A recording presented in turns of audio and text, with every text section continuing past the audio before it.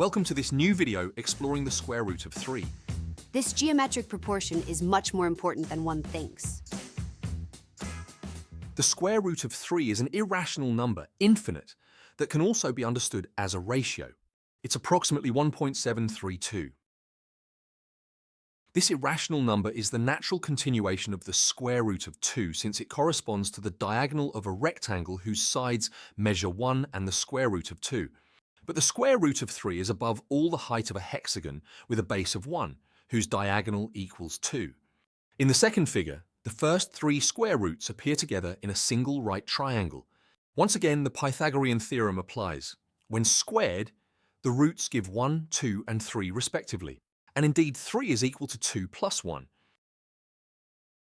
The ratio between the sides of a hexagon and those of the hexagon obtained by extending its sides equals the square root of 3, and the area of the inscribed rectangle is tripled.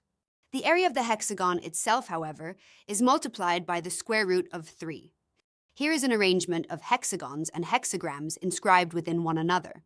We will return to the hexagon and the hexagram in chapters 35 and 36. This proportion appears very frequently in ancient constructions and approaches the golden ratio, so some caution will be necessary on that subject. The square root of 3 also appears in the proportions of a dodecagon, which we will explore in chapter 66, but also in the vesica piscis, a simple geometric form and a very important symbol that we will discuss in chapter 25.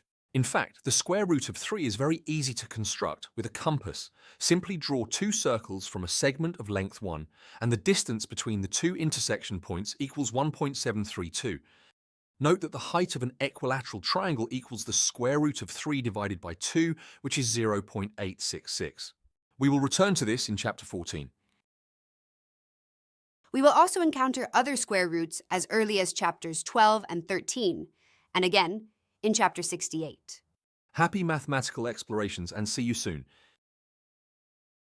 Thank you for watching this video.